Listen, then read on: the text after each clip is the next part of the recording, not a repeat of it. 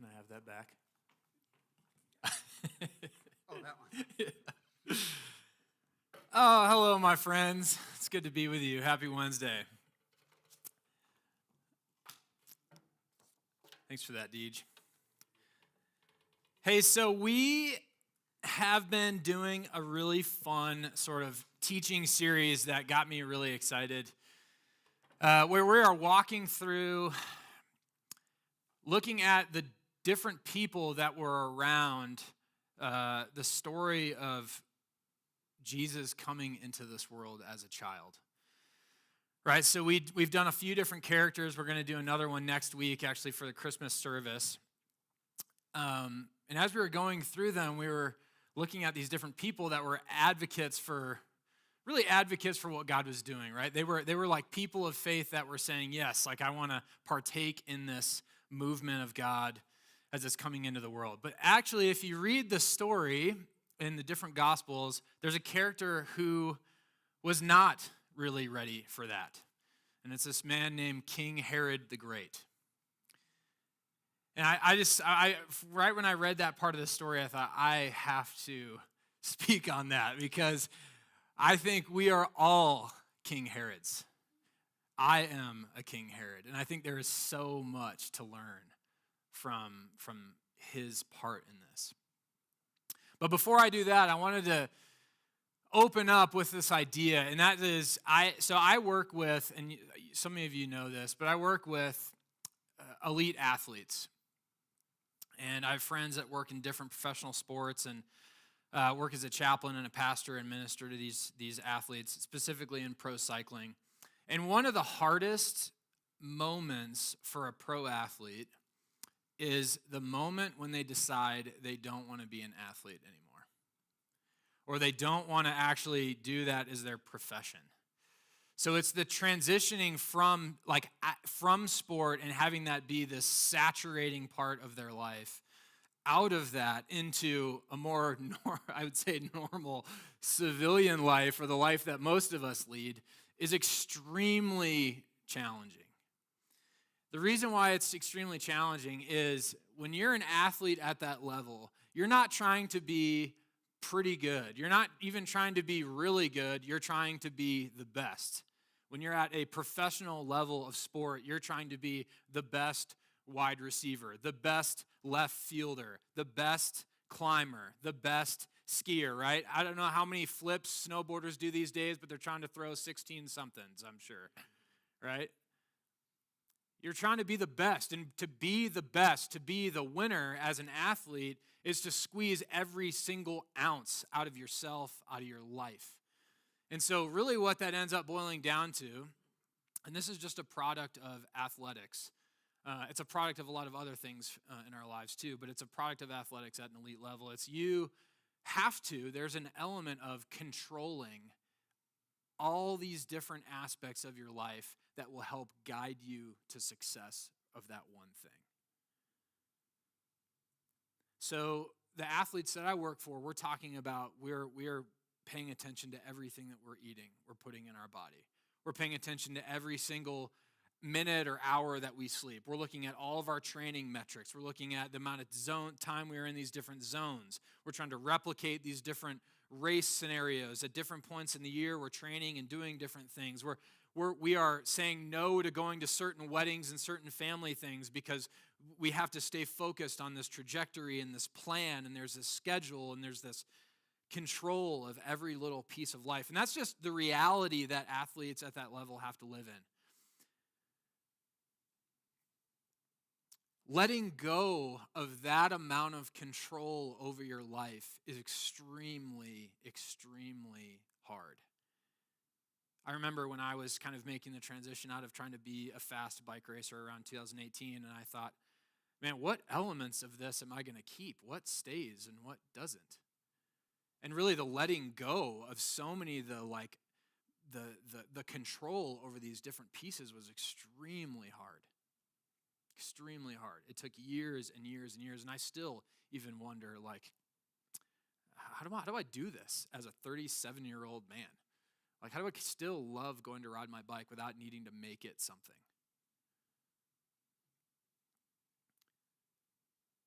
letting go of that little kingdom that they have built, letting go of that little kingdom that we build is extremely challenging.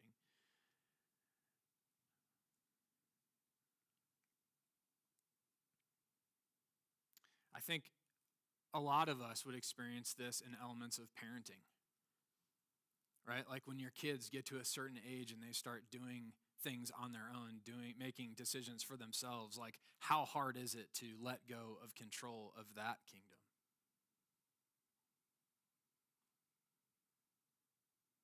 How about aging? There's all sorts of complications with that. We have a culture that is hyper obsessed with youthfulness and dealing with letting go of our bodies to some degree and letting things age and look in the mirror and think, wow, there's a lot more wrinkles than there used to be, and I'm not as young as I once was, or as pretty as I once was, or thinking all of those things and letting go of that. How hard is that for us? How about jobs? We spend years, decades building up jobs and careers, sometimes getting laid off, bought out. Industries, poof, going away. You know, for us, it was fertility. We're doing everything right. We're playing the game. We're doing it all the way you're supposed to do, even with the acupuncture and the eating the right foods and, all the science and still no baby. How do you let go of those controls? See, this element of losing control is extremely difficult for us, I think. And strangely, I think it's more than the loss of control for us. I think it's more the fear of losing control. I didn't actually put my finger on that until I was driving in my car today this afternoon. I said, man, it's not just control. It's not just the loss of control. It's the fear of losing control that ends up controlling us. Am I right?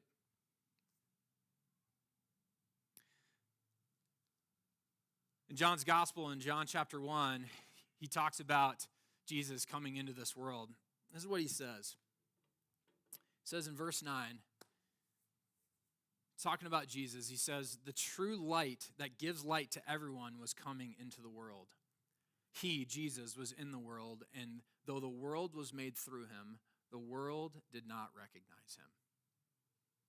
He came to that which was his own, but his own did not receive him.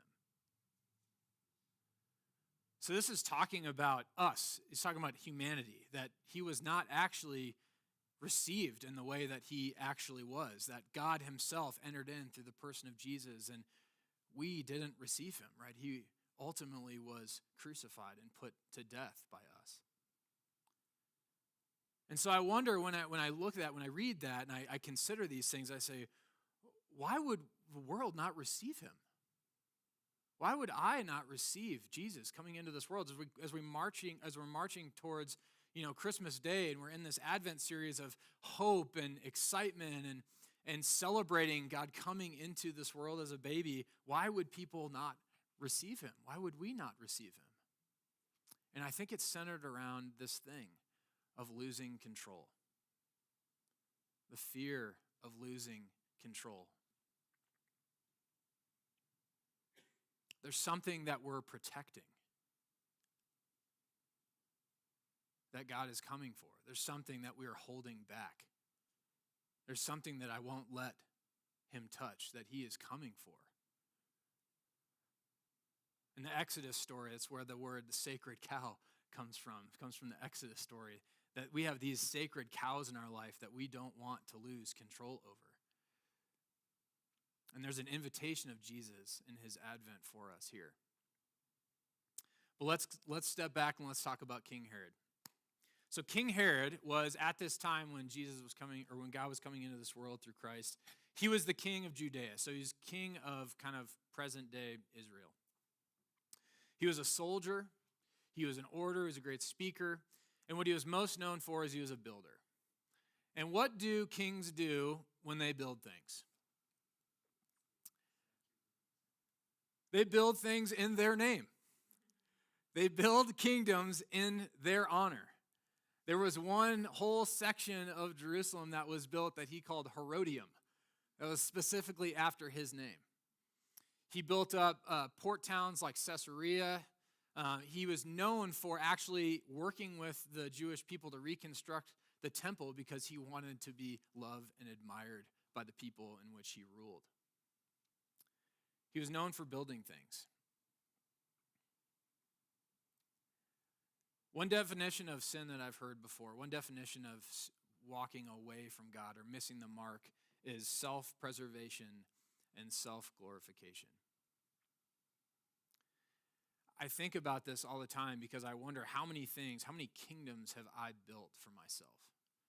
How many times have I tried to keep the status quo in order to self-preserve where I am? My sense of worth, my value, my direction, my career, my kind of parenting, my political party. How much effort do I put into protecting that? So we're going to actually look at Matthew's version of the Herod story. And I hope that we can look into this and maybe learn something about Herod and learn something about ourselves. Side note, one thing that we're going to talk a lot about is for most of us who have been in the majority class probably in North America, who have been the people who have been in power, your job when you read the scriptures is to always read yourself as the oppressor. We're really good at siding with the good guy, right? We're like really good at siding with the hero of the story, the protagonist. My challenge for us and my challenge for us tonight is to always read yourself into the role of the antagonist, the role of the oppressor. Maybe we haven't made a practice of that, but we're going to do it tonight. Where can you find your story in Herod's story? Matthew 2. Here we go. All right, it says, after Jesus was born in Bethlehem in Judea, during the time of King Herod, Magi from the east came to Jerusalem and asked, where is the one that has been born King of the Jews? We saw his star when it rose, and we have come to worship him. Fascinating thing just right there. We could talk about how his star rose and how they saw it and how they came to worship him. Verse 3, it says, when King Herod heard this, he was disturbed, and all of Jerusalem with him. And when he had called together all the people's chief priests and teachers of the law, he asked them where the Messiah was to be born. In Bethlehem in Judea, they replied, for this is what the prophet has written. But you, Bethlehem, in the land of Judah, are by no means least among the rulers of Judah. For out of you will come a ruler who will shepherd my people Israel. And then Herod called the Magi secretly and found out from them the exact time the star had appeared. He sent them to Bethlehem and said, go and search carefully for the child. As soon as you find him, report to me so that I may too go and worship him. So you can see what Herod's doing here, right? So the Magi saw this amazing sign in the sky. So they saw Jesus' star, the king's star, rise over Bethlehem. And so they came. They knew somehow that was all happening. And they came through Jerusalem on their way to Bethlehem. Bethlehem was about 5 miles or so south of there.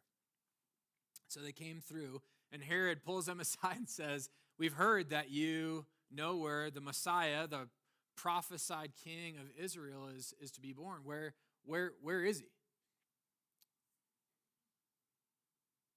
As soon as you find him, report to me so I may too go and worship him. And you'll see the ulterior motive that Herod had.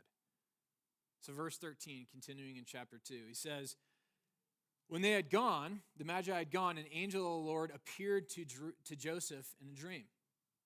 Get up, he said, take the child and his mother and escape to Egypt. Stay there until I tell you, for Herod is going to search for the child to kill him. And so he got up, took the child and his mother during the night, and left for Egypt, where they stayed until the death of Herod. And so it was fulfilled that the Lord had said through the prophet, out of Egypt I have called my son. He's quoting Hosea there. Verse 16, and when Herod realized that he had been outwitted by the Magi, he was furious. And he gave orders to kill all of the boys in Bethlehem and its vicinity who were 2 years old and under, in accordance with the time he had learned from the Magi.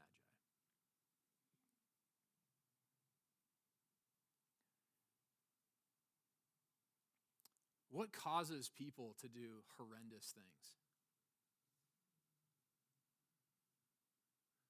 What causes people to commit heinous acts like this in our world, both globally and personally? What causes people to do this?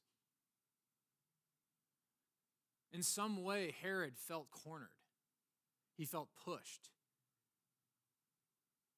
He felt controlled. And that potential fear of loss and control made him do something terrible, committing genocide, trying to find the one that might remove him from power. See, my friends, there's something in us, there's something in me that wants to kill the thing that threatens me. There's something in me that wants to kill the thing that threatens me. That is a primal, fight or flight, self-preserving, self-glorifying piece of who I am. Have you guys ever thought about that? Have you ever thought about why people do the things that they do? You read things on the news and you go, what is going on with the world? How is this actually happening?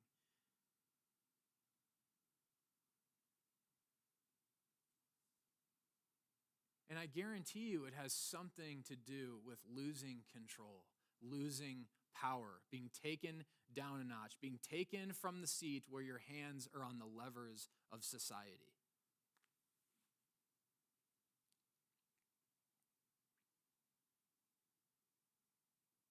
What did Herod have to lose? I think it was the power and control over his kingdom, what he built in his name. Power over resource. Let's see if some of these sound familiar to us. They sound familiar to me. Power over resource. The coming king might dethrone King Herod, and he would not have the same power over resources that he once had. Control over people. Might have taken away his ability to control things, control people. It might have removed his voice of influence, his ability to sway people, sway societies. It would have threatened his comfort and status quo, right? I like where I live. We are high rolling, right? High rolling in Jerusalem, wherever that would be. His social class, maybe his office, his career, his legacy. I wonder what this might be for us. You know, one of the things I think about a lot is how I had one guy that used to always just say, anytime there was like a struggle in the world, he would always say, just follow the money. And that's like a really cliche, obvious thing to say, but it's really, really true. If you ever think about anything where there's like friction or some problem within businesses or just like you can almost follow where the money is filtering to and you can see who's got power and control, or you can see who's got their hands on the levers. Like the money speaks to where that is. Right? And I feel sometimes personally connected to that.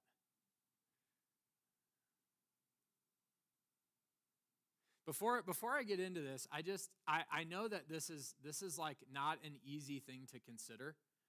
But what I want us to really do is I want us to ask the Spirit of God to reveal in us the ways in which we behave in this. And it might not be obviously in these macro ways, but in micro ways. We are all people who struggle with the fear of losing control. There are elements in my life right now this week that I am going, oh my gosh, like I am so anxious about this thing because I don't feel like I have a handle on it. And I think that there's an invitation for us here from God. There's an invitation that the birth of Jesus actually says to us in light of emperors and people in control like King Herod. There's something here for us. And so those sacred cows for us might be things like money. They might be things that we can control, right? Like some of us have really strange relationships with our money or unhealthy relationships with our money. And maybe we inherited some of that from our family. Maybe it's because you grew up with nothing and now you have something and you feel really protective of it. Maybe it's because you grew up with a lot and I don't know, there's an insecurity there, or we have all sorts of different relationships with these things. But we protect these things like sacred cows because they prop us up, they can validate us, they give us things sometimes that we ought to look for from God. I'm just going to say it, our political parties. We're going to address hard things in this church, and our politics is part of that. I think politics is extremely important, but I don't think Jesus was partisan. I'll just say that. And so many of our issues come from partisanism. They come from a relentless crusade of trying to protect the things that we feel are valuable. And strangely enough, there are other people trying to protect the things that they feel are valuable. And so there's something there for us to learn about King Herod and about ourselves and how we act and behave and how we ought to take on the nature of Jesus. It doesn't mean being spineless. It means seeing things in a different way. It means being a person of peace, a person driven by empathy and love. Maybe it's your career, your stability, your job. Maybe it's those things that you protect. Nobody wants to lose those things, and I don't think any of us should. But a lot of us hold that in such high esteem. We are in love and we worship our careers. I've fallen into that many times. I am really excited about what Brian's doing. And those are things that I fight to protect sometimes in ways that are really unhelpful.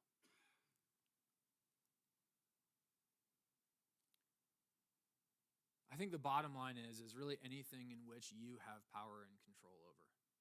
And so for us, I think that's the question, is we say, what is within my power and control? What do you have? Because we all have something. You don't have to have a lot to have a lot of anxiety.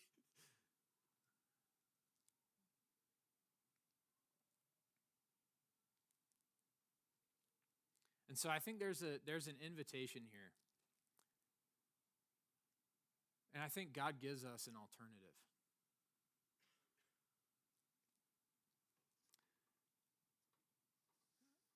What I think Herod missed and what I think we miss, well, I'll put it this way. You guys remember the story about Abraham and Isaac? God essentially said, Abraham, I want you to take your son Isaac, your only son, the one whom you love most, and I want to take you to the top of this mountainside, and I actually want you to do something totally crazy in faith. And Abraham actually, in faith, believes something about God to be true, that he actually goes up and starts to follow the things that God asks him to do. A.W. Tozer speaks about this. It's one of my favorite quotes. He wrote a book called The Pursuit of God, and there's a chapter in this book called The Blessedness of Possessing Nothing. It's an amazing book. The whole book is about this big. I'm all for books that are less than 100 pages, so if you want an easy read, well, maybe not that easy, but it's a short read, go and read The Pursuit of God. But in his chapter, The Blessedness of Possessing Nothing, he says this about the Abraham story. He said, God let the suffering old man go through with it, up to the point where he knew there would be no retreat, and then forbade him to lay a hand upon the boy. That's Isaac. To the wondering patriarch, he now says, in effect, "It's all right, Abraham. I never intended for you to actually slay the lad. I only wanted to remove him from the temple of your heart, that I might reign unchallenged there."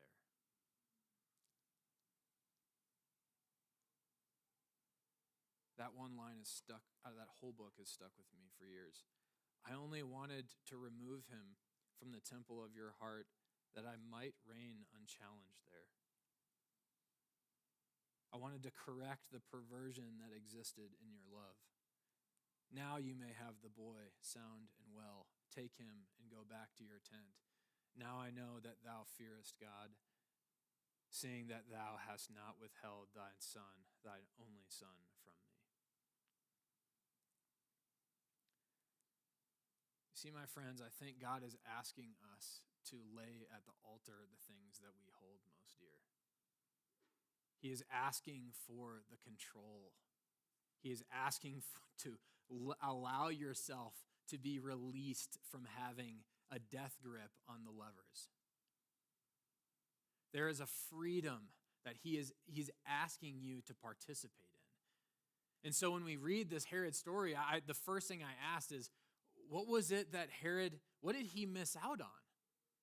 Like, he committed these crazy things to protect his own kingdom. He tried to kill the very thing that threatened him in the same way that we try to kill the things that threaten us. But what is it that he missed out on? Galatians 5 says it this way. It is for freedom that Christ has set us free. Stand firm then, and do not let yourselves be burdened again by the yoke of slavery. I love this first piece of this. It is for freedom that Christ has set us free. The only reason we are to be set free is that we were made to be free, my friends. We were made to be free. We were not made to live with anxiety. We were not made to live feeling like if I'm not in control, who the heck is? We were not supposed to live in that sort of tension and conflict and friction and anxiety. Because that's what happens as we build our own kingdoms, right? Mo money, mo problems, right? Mo money, mo problems. Like, the more things that we have, the greater the tendency for us is to grab hold so tightly and live in a state of control and panic and tension over things that don't actually belong to us. Right? The whole invitation of Jesus is to take on the easy yoke, hand that freedom or hand that control over to me, my friends. That is not yours in the first place. All of the things that you think belong to you, all the things that are within the realm of your kingdom, ultimately are not yours. Right? Our kids, man, they feel like ours, but they are on loan, are they not? Good parents know that if you just hover and control and try to protect, that actually gives your kids a really unhealthy relationship with the world, that actually empowering them and giving them choices and saying, hey, I trust you to make the decision, learn how to be a young man and a young woman. That's actually how people grow up to be healthy adults.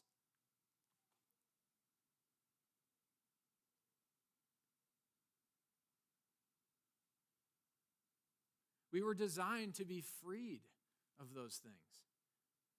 And the things are not the problem. We can have a lot of things and be freed of them. I know some of the richest people, I mean, truly, some of the wealthiest people I know are the people that are the most free of stuff.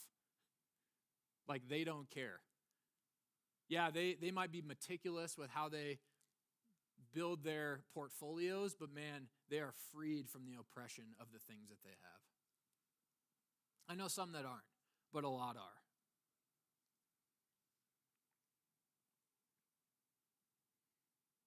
Tozer said it that way. Paul said it that way. I say it this way. God is not trying to free us from our possessions, but free us from the oppression of what we possess. God is not trying to free us from our possessions. God is trying but free us from the oppression of what we possess. Herod was oppressed by his things, which is why he protected it so badly, which is why he'd go to such crazy, heinous lengths to protect it. You know, DJ asked us last week, will you be ready when the King comes? Will you be ready when Jesus arrives at Christmas? Will you be ready for that? And I think the thing that stands in the way for all of us, including myself, is this. Are you ready to hand those things over? Even all the question marks. The amount of uncertainty in this room about life could fill this room 1,000 times, right? Like we all have question marks. I've sat across the coffee table from you and we're both going, yeah, I don't know, man. Like, I don't have an answer for that. You can give that away as well. You don't need to hold on to that. It's okay.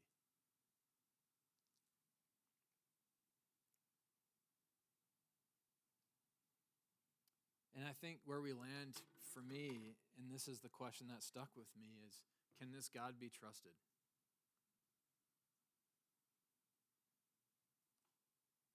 Can you trust him?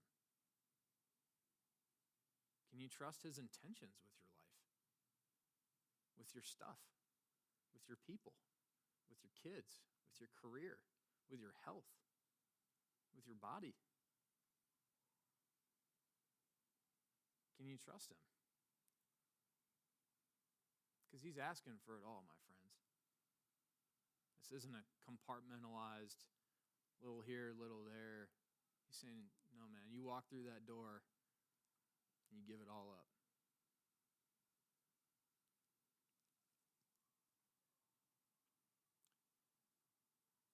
I want to pray, and we actually have a couple minutes, and I want to just actually take a moment of response. We don't need music. We're just going to sit in here in quiet and practice being quiet. And I want you just to offer that thing.